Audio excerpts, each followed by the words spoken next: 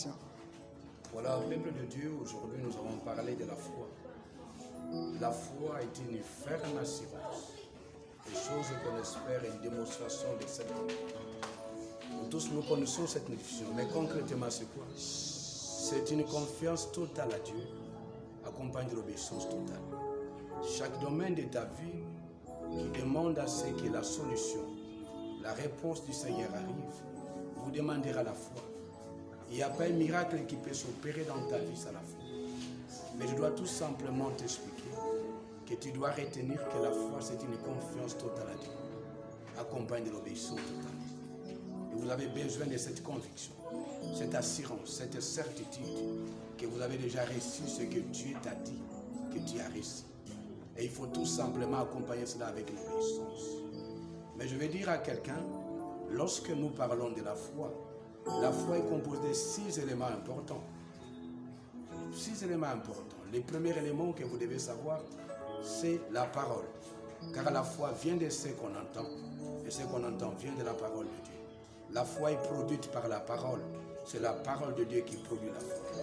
Le deuxième élément, c'est l'assurance. Le troisième élément, c'est l'espérance. Le quatrième, c'est la patience. Le cinquième élément, c'est la persévérance. Et le sixième, ce sont des actes que vous devez poser. Parce que la foi sans les actes, votre foi sans les actes et sans les œuvres, elle est morte.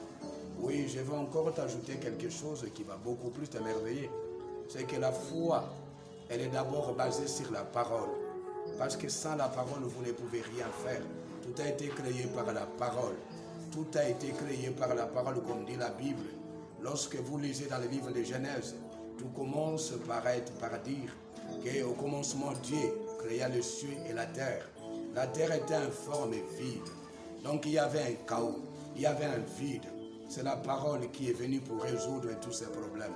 Et la Bible dit ceci, et Dieu dit que la lumière soit. C'est la parole qui est venue résoudre. Là où il y avait alors le chaos, là où il y avait des problèmes, il y avait un vide. C'est la parole qui vient combler le vide. C'est la parole qui vient résoudre les problèmes. Et quelles sont alors les méthodes que toi tu utilises pour résoudre tes problèmes à toi? Il n'y a que la parole. Chaque fois que Dieu te donne une parole, c'est un miracle. C'est la puissance de Dieu qui a été libérée. Car de la parole de Dieu, il y a la puissance de Dieu. Paul définit l'évangile de Christ comme une puissance. Il dit, je n'ai point honte de l'évangile, car c'est une puissance de Dieu pour le salut de quiconque croit. Oui, c'est important pour toi, peuple de Dieu, que tu retiennes que chaque fois que tu reçois cette parole et que tu les mets en pratique, tu libères la puissance de Dieu. Oui, peut-être tu traverses des problèmes qui durent depuis longtemps. Peut-être tu es dans une situation où tu te dis, voilà, j'ai plein de problèmes. Je ne sais pas quoi faire, j'ai prié et il n'y a pas toujours de solution. Mais je vais te dire quelque chose. Je vais te dire quelque chose que tu dois retenir aujourd'hui, peuple de Dieu. Oui, la foi, elle est là. Mais la foi biblique demande à ce que vous ayez d'abord une parole. Moi, j'ai toujours dit au peuple de Dieu, chacun de nous doit avoir sa propre histoire de foi, sa propre histoire de la foi avec Dieu.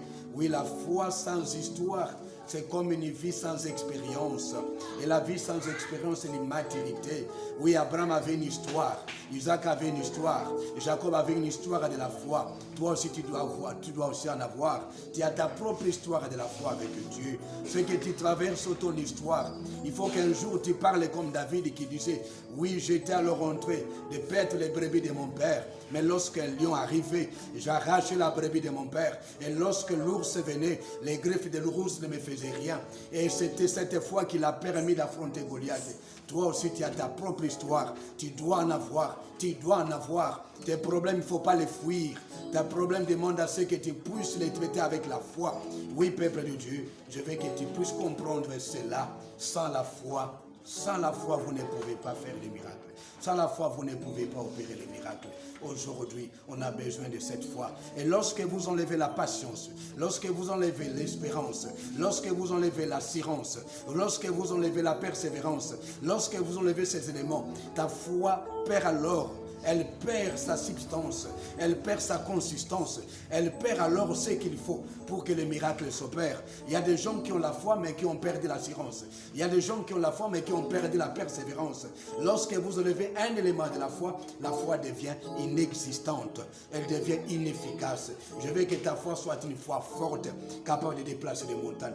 Voilà ce que je voulais te dire ce matin. Que Dieu te bénisse au nom de Jésus-Christ.